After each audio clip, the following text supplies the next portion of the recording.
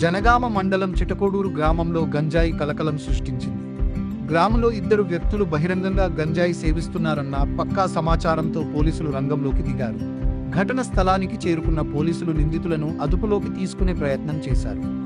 పోలీసుల విచారణలో నిందితులను ఎర్రగోళ్లపహాడ్ గ్రామానికి చెందిన ఇట్టబోయిన రాకేష్ గా, అలాగే తరిగొప్పుల మండలం బొత్తలపారె తండాకు చెందిన భూక్యా రంజిత్ గా గుర్తించారు.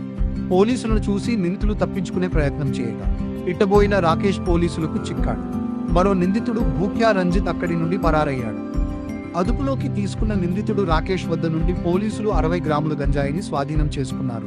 నిందితుడిపై కేసు నమోదు చేసి రిమాండ్కు తరలించినట్లు పోలీసులు తెలిపారు. పరారైన రంజిత్ కోసం గాలింపు చర్యలు ముమ్మరం చేశారు. యువత మత్తు పదార్థాలకు దూరంగా ఉండాలని, గంజాయి విక్రయించినా సేవించిన కఠిన చర్యలు తప్పవని పోలీసులు ఈ సందర్భంగా హెచ్చరించారు. చిట్టకోడూరు గ్రామ అవుట్స్కట్స్లో ఇద్దరు వ్యక్తులు గంజాయి తాగుతున్న నమోదైన సమాచారం మేరకు భారత్ ఎస్ఐ గారు మరియు కానిస్టేబుల్ను పంపడం జరిగింది. అందులో భాగంగా నిన్న సుమారు 12 గంటల సమయంలో వారిని ఇట్టపోయిన రాకేష్ను పట్టుకోవడం జరిగింది. అతని వద్ద నుంచి ఒక వ్యక్తి పారిపోవడం జరిగింది. ఒక వ్యక్తి అక్కడ ఇట్టపోయిన రాకేష్ పట్టుకొని అతని దగ్గర గంజాయి దొరికింది. మొత్తం కూడా 60 గ్రామ్స్ ఉన్నది.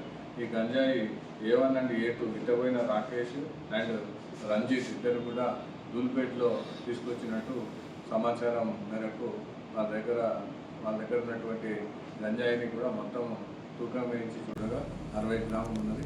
రిమైనింగ్ ఎక్యూజ్డ్ భూక్యా రంజిత్ను మరియు అదేవిధంగా దూల్పేట్లో ఉన్న వ్యక్తిని కూడా త్వరలోనే అరెస్ట్ చేసి రిమాండ్కి పంపడం జరుగుతుంది.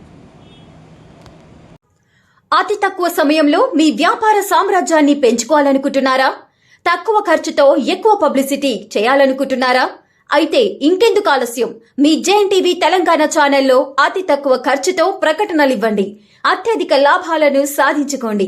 వ్యాపార, వాణిజ్య, పాఠశాలలు, వైద్యశాలలు, హోటళ్లు, వస్త్ర దుకాణాలు, అన్ని రకాల వ్యాపార ప్రకటనల కొరకు సంప్రదించండి. మా ఫోన్ నంబర్స్ 8558288081 9247896607.